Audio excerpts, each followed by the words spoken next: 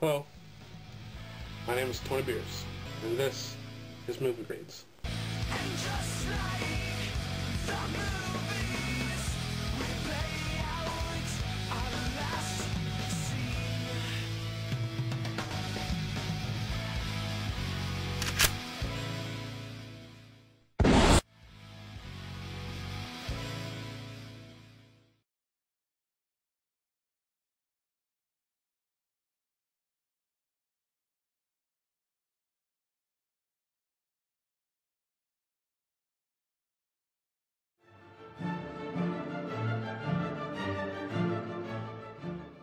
Now, finally on to what I liked about the movie.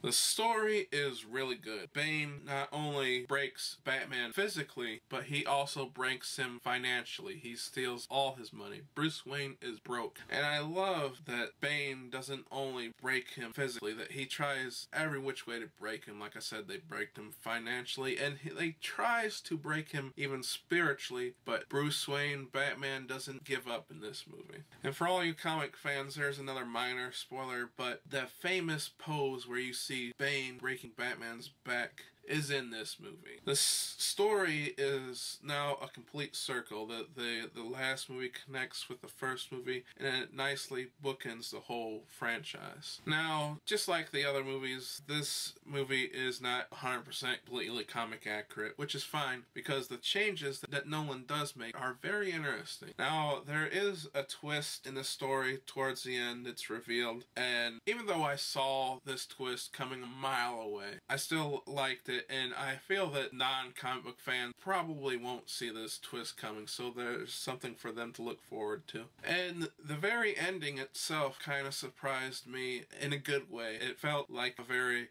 conclusive, satisfying ending, and it's a great conclusion to the entire franchise. But I'm kind of split. On one hand, this is, like I said, it's a great conclusion. It ends it perfectly, in my opinion. On the other hand, it's still kind of open-ended, so if they want to make a sequel to this, and if they want to continue with the story, they actually could. But I would be happy either way, if they end it right here, or if they can continue with the story. But I think I would actually prefer if they just ended it right here, since I heard that they are going to reboot it anyway, and I feel this is a great place to end it. Now, I found it funny that in this movie, Batman's trying to get rid of a bomb. And it just made me think of that 60s Batman movie. There was that scene where Batman's trying to get rid of a bomb, and he says that famous line, "Some days you just can't get rid of a bomb." And it made me laugh.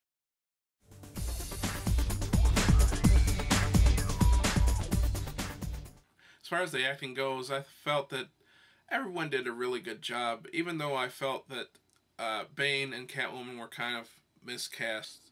That's no fault of their own. That's just how I feel, personally. As far as the acting goes, there's no one that really blew me away the way Heath Ledger did in The Dark Knight. So the acting is actually really good, just not mind-blowing.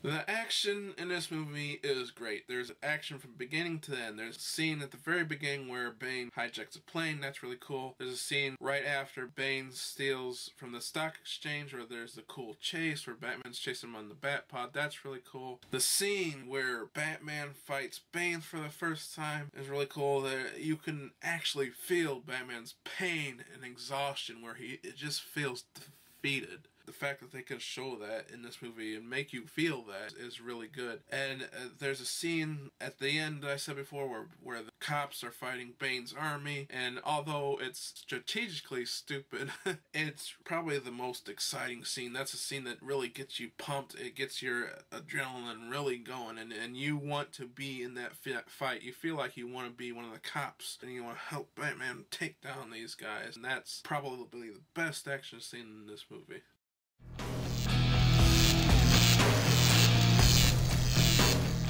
the special effects are excellent in this movie. I mean, the CGI is just completely amazing. I mean, the best kind of CGI is the CGI that you don't know that's there. And we know that they're not really exploding bridges. They're not really flying the bats over the city and stuff like that. And we know it's CGI, but it never takes you out of the movie. It never makes you look and say, oh, that's fake. That's obviously CGI. When a movie can do that, when a movie can have CGI in it and never takes you out and it's never obvious, it just completely blends in with the rest of the movie, that's when it's really good CGI. Even though the bat never actually flies, they did build the bat, they built the Batmobile or the tanks, they built the bat pods. They actually do exist. They might not be able to fire cannons and stuff like that, but the fact that they actually built them and they actually are there in real life is great. You know, you don't see that very often anymore. They usually just make them CGI, and the fact that Nolan actually built them, I really like, and it just makes them that much more believable. Okay. Is this movie perfect? No. Is it better than The Dark Knight? In my opinion, no. The Dark Knight had a much more interesting characters, much better performances, and a much more interesting story to me, in my opinion. This movie just didn't have the impact that The Dark Knight had on me. Now, after seeing this movie, one of my friends said to me that the Joker is a really bad guy, but Bane is pure evil, which I really have to disagree, because this movie shows that Bane has compassion, and Joker doesn't have compassion for anybody. And Bane has a purpose to what he's doing. He has a plan. And Joker, like they said in the movie, is more like just a mad dog. He just does things. Like, Joker is like a force of nature. He just does, you know. He's an agent of chaos. That, to me, is pure evil. Bane is a really bad guy, but he's not pure evil. Now, some people might be asking, is this better than the Avengers? I say that's kind of hard to compare. I mean, they're like apples and oranges, you know. This Dark Knight Rises is more of a darker, more serious action drama, whereas the Avengers is just a fun action movie. And I would say it kind of depends on your mood. You know, what are you in the mood for? You know, personally myself, I like variety. You know, sometimes I'm in the mood for a fun action movie, and other times I'm in the mood for a serious action movie. And so, like I said, it just depends on what you want. Now, if someone was forcing me to decide whether I like the Avengers or the Dark Knight Rises better, I'm sorry to say I have to say the Avengers. Just because it's a more, like I said, it's a fun action movie. Coming out of the Avengers, I just felt happy. I felt uplifted. And I felt excited, you know. And Dark Knight Rises, I felt good. I felt satisfied. I felt this was a good conclusion to the story, but I didn't feel uplifted. I didn't feel excited. I didn't feel happy. Although I was happy to see it. I really enjoyed the movie. And this is a really, really, really, really good movie. It's just not perfect. It's not great. It's not really great though. But it's like I said, it's really, really good. So my final grade for The Dark Knight Rises would have to be an A-.